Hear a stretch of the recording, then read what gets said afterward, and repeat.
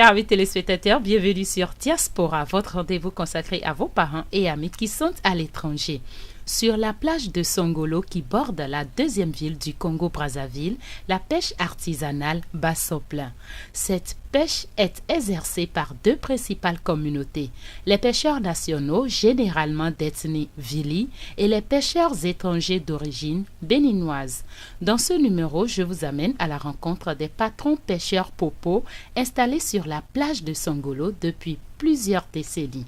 S'ils reconnaissent que l'activité n'est plus du tout florissante comme cela se passait il y a un demi-siècle, il n'en demeure pas moins que la fin de la transmission de cet héritage à leur progéniture n'est pas pour demain. Chers amis téléspectateurs, vous allez vivre 26 minutes d'instants chaleureux, convivial, touchant, instructif, cordial et bon enfant avec nos compatriotes pêcheurs à Pointe-Noire.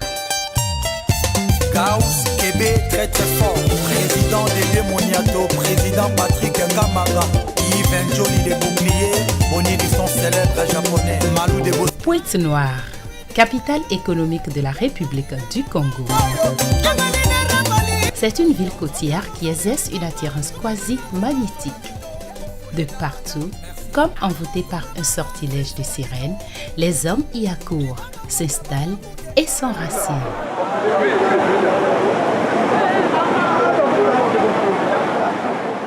Je suis arrivé au Congo le 6 juillet 1981. Vraiment, Pointe-Noire, c'est une ville vraiment qui est merveilleuse.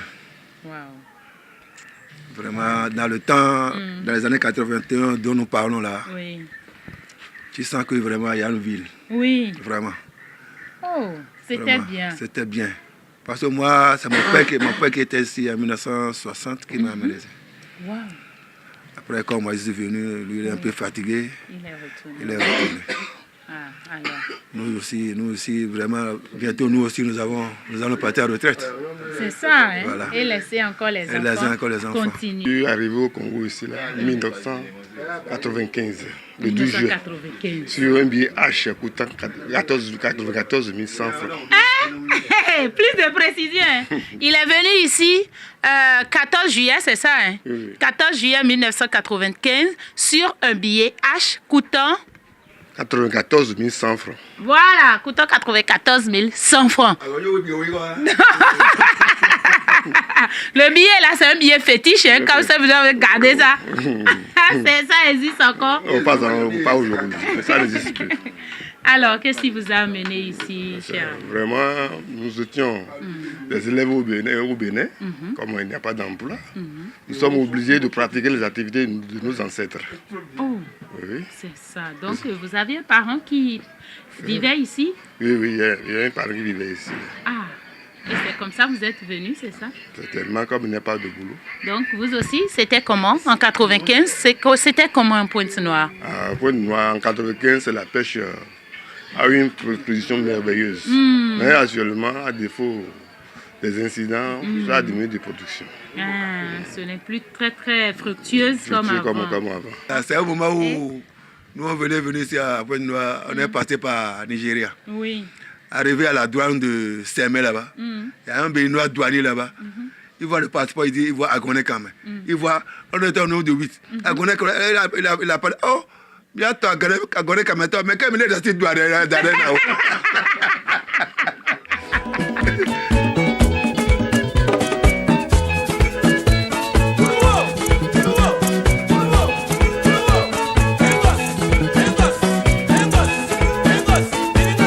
Ce matin, dans le village des pêcheurs béninois, la plage grouille de monde. C'est ainsi du lundi au vendredi. J'ai rendez-vous avec le bureau exécutif des patrons pêcheurs, ceux-là qui sont propriétaires et responsables de la conduite des navires et des opérations liées à la pêche ainsi qu'à la gestion de l'équipage. La plupart ont migré à Pointe-Noire dans les années 70. Alors, la pêche à Pointe-Noire ou la pêche au Congo, vous pouvez me dire approximativement depuis quand, depuis quelle année peut-être les premiers Béninois ont commencé par explorer les eaux congolaises? Oui, nos grands-parents qui sont venus d'abord ici, Je peux dire que c'est dans les années 1933 que les premiers sont arrivés ici et qui sont toujours restés dans la pêche. En ce moment, il n'y avait pas encore le port là. Le port de Pointe-Noire là n'existait pas. C'était un wharf. Ils sont venus trouver un wharf ici. Donc, le premier qui est arrivé a appelé ses neveux. Ah, venez, il y a le poisson ici. Celui-là s'appelait Monsieur Noao Ernest. Il est popo aussi. Il est popo, il est d'Agoné quand même. Le consul du Congo au Bénin aujourd'hui, c'est son fils. Wow. Voilà. Donc, c'est lui qui a commencé par ses neveux. Comme vous ne faites rien, venez, vous êtes dans la pêche, venez à Pointe, je vous amène à Pointe-Noire, on va faire la pêche. Les gens ont vu que c'est fructueux. L'autre a appelé l'enfant de sa tante là-bas. Hein, c'est comme ça. Les gens sont venus très nombreux ici. Là. La pêche artisanale au Congo, elle est dans sa quasi-totalité exécutée par les Béninois. Oui. Et où on peut avoir aujourd'hui 350 à 370 pirogues appartenant aux Béninois ici au Congo. Wow. Et sur tout le parking de pêche, on peut avoir 420 pirogues. Oh. Tous les types confondus, type popo, type vili. Ah, d'accord. Alors, les Béninois sont les grands patronats de la pêche. Mais les grandes décisions de la pêche viennent des autorités congolaises de la pêche. Et c'est à nous de les exécuter parce que nous sommes dans le domaine. Aujourd'hui, s'il faut compter le nombre de Béninois qui vivent de la pêche, femmes, hommes et enfants confondus, on peut s'estimer à 3000. Comment est-ce que la collaboration s'est faite avec les autorités, disons, congolaises? Comment avez-vous pu, disons, vous faire accepter pour pouvoir pratiquer votre pêche de façon si libérale? Ouais, selon moi, j'ai toujours dit que le Congolais est très hospitalier. Le Congolais, ils aiment les étrangers. À part les petits voyous, ça ne manque pas. Qui nous disent, oh, vous n'êtes pas chez vous ici, là. Le poisson, c'est pour nous. Il faut prendre le poisson. Ça ne manque pas. Mais quand tu t'approches des autorités, vraiment, c'est comme si nous sommes chez nous. Nous sommes chez nous, vraiment.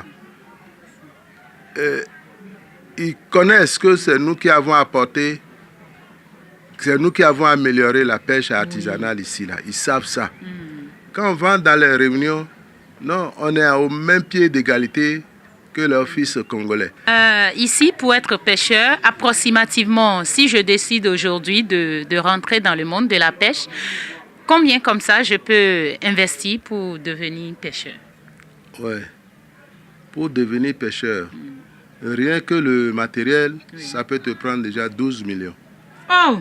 Oui. Autant d'argent juste pour attraper du poisson? Voilà. 12 millions. Mais non, si j'ai 12 millions, je n'attrape plus de poisson, hein, je fais autre chose, on dirait. Parce qu'aujourd'hui, là, Les bateaux, là, ça... les bateaux, ça complique. Oh. Pour faire, parce que c'est des pirogues que nous partons chercher au Ghana. Le Ghanéen commence à vendre maintenant cher. Oh. Donc le bateau comme ça, c'est autour de combien? Par voile, on t'amène ça jusqu'à Cotonou, bien Lomé. Le bateau, aujourd'hui, les démarcheurs là, nous demandent jusqu'à 2 500 000 pour te mettre ça dans le bateau.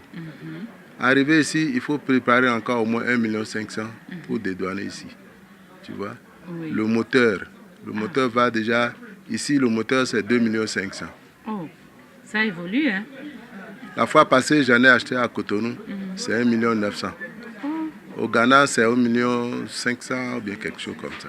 1 500 000, 1 700 000. Ah, mon Dieu, Donc, mais vraiment... Ici, il n'y a aucune boutique d'intrants de pêche, il n'y en a pas. Ok, donc les filets à acheter. Les filets à acheter, c'est des femmes porto-rouviennes là qui amènent ça depuis au pays là-bas. Il faut acheter auprès d'elles. C'est un peu ça qui fait que Ah là là là là là le coût là est là là. devenu exorbitant. Non, c'est vraiment exorbitant parce que moi, je me suis dit, bon, écoutez, c'est un truc facile. Donc, si j'ai un peu d'argent, je peux rapidement venir et commencer à pêcher, être un maître pêcheur entre griffes. Mais 12 millions, chers amis téléspectateurs, attention, hein, c'est pas que vous voyez la pêche, vous vous dites que, bon, ils sont là, ils ramassent de l'argent. Non, c'est beaucoup d'investissement. Vous savez, notre activité ici, on a vraiment besoin de main-d'œuvre et de main-d'œuvre qualifiante. Oui. Pourquoi ne peut faire la pêche qu'un enfant de pêcheur? Ah bon? Ouais, c'est une On activité. n'apprend pas ça? Moi, je ne peux pas devenir pêcheur? Bon, devenir pêcheur par les forces des choses, ça aura toujours des problèmes. D'accord. Mais quand tu es né dedans, Oui. grandi dedans, je crois quand même que même si les parents t'interdisent depuis Bénin que tu ne peux pas venir ici faire la pêche, Oui. toi-même, tu es motivé à la chose. D'accord. Vous voyez? Maintenant, le grand problème, c'est quoi? Quand les gens repartent au pays, Oui. et dire aux parents, non, nous sommes dans des... Enfin, Congo, c'est un Eldorado, et il y a tous les moyens. Non, il n'y a pas tous les moyens. Il faut toujours travailler. C'est ça. Et travailler dur. Oui. Travailler dur. Maintenant, il y a des gens qui ont la volonté de venir. Oui. Mais quand ils viennent, quand ils voient les réalités de notre activité, la peur, Oui. la crainte Oui. les anime et ils se retirent. Soit ils se font des faux malades et on est obligé de les retourner. La pêche n'est pas mauvaise. Hein? Si on est devenu nombreux ici, là, c'est parce que on en trouve notre compte. C'est ça. Hein? Ça a fait que nous supportons les parents qui sont au pays là-bas. Allez un peu à l'aéroport les dimanches ou bien les jeudis. Vous allez voir les cartons de poissons qui sortent de l'avion. Hein? Au Bénin, il n'y a plus de poissons.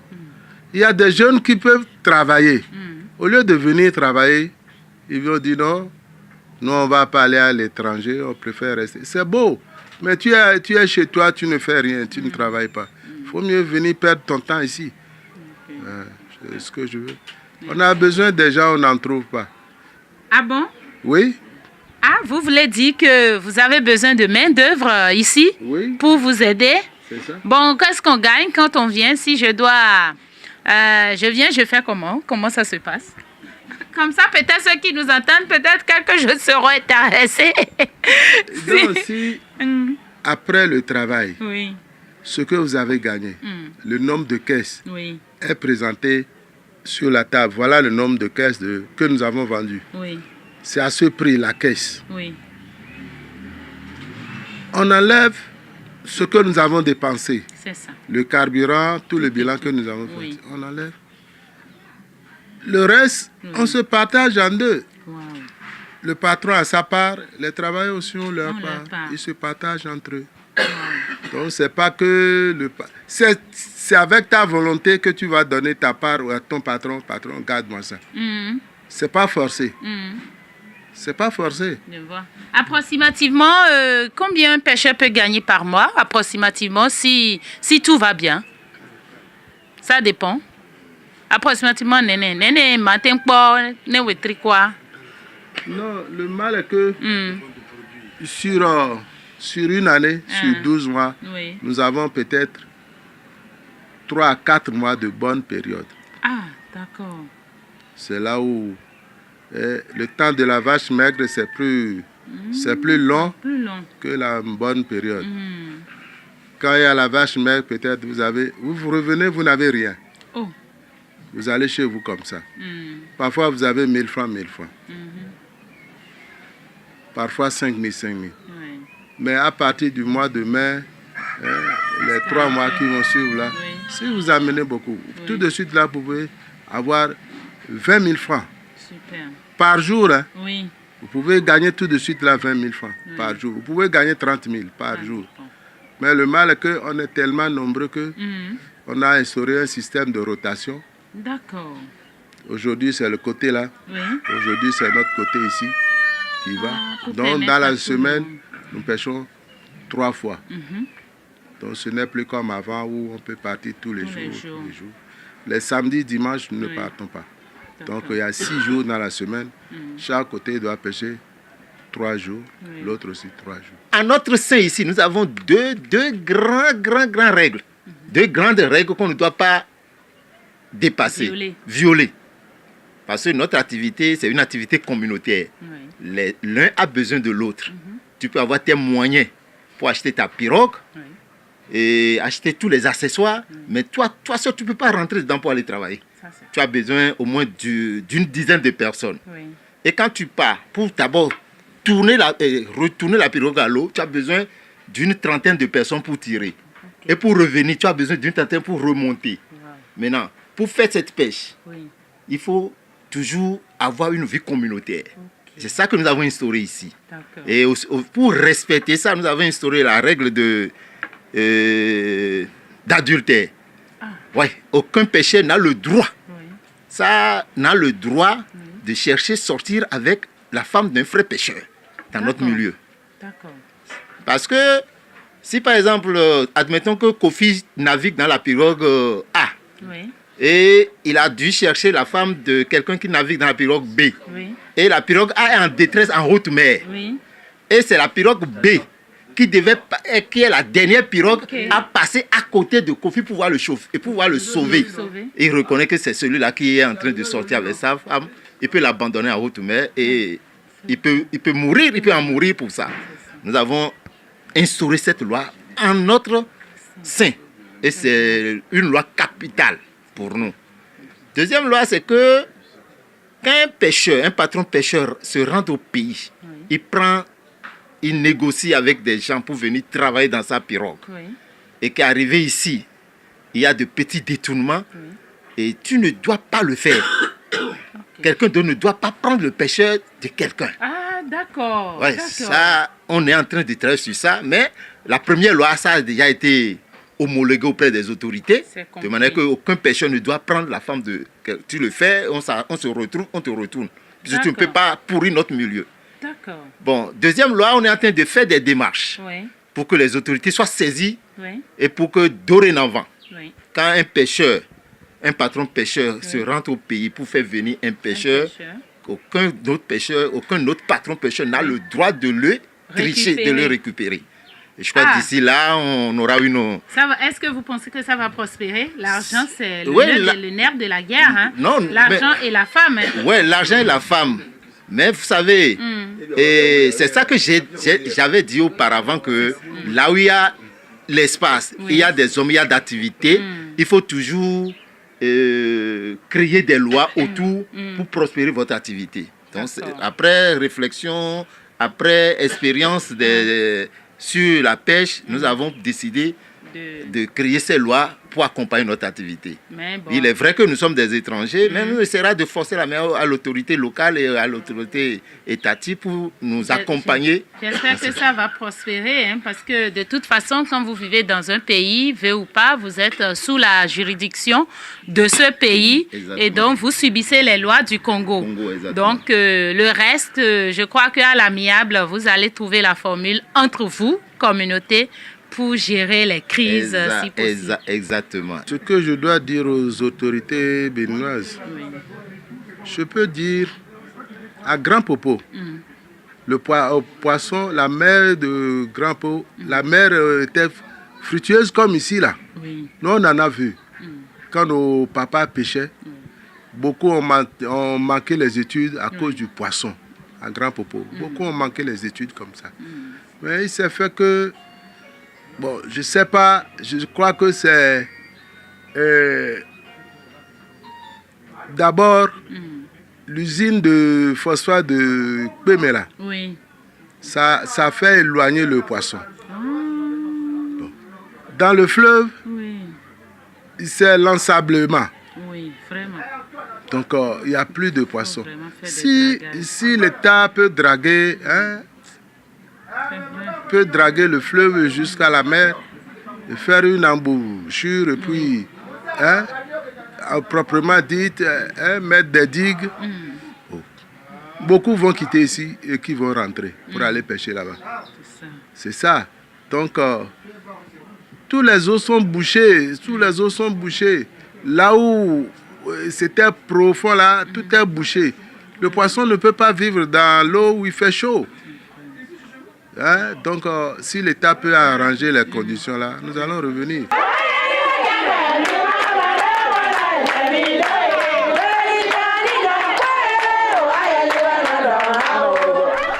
Les week-ends de nos hommes et femmes du monde de la pêche originaires du Bénin dans cette ville d'accueil ressemblent généralement à ça.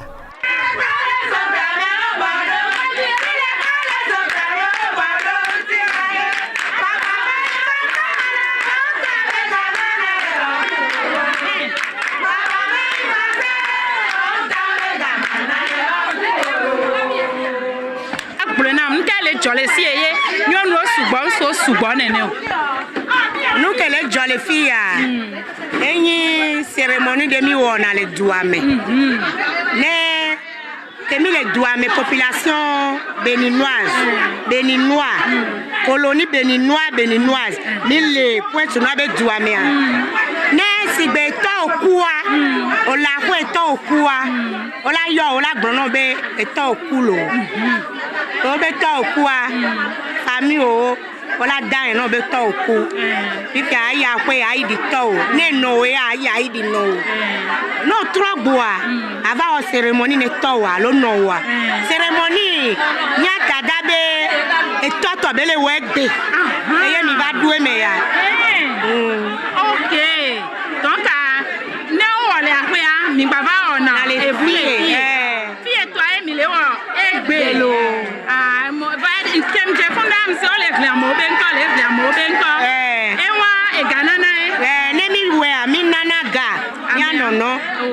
Nene mi wone wa e ba jeji wa we no e ba jame de chanja wa we ne nene ko mi wone anu suku nyonu nene ko mi wone wa très bien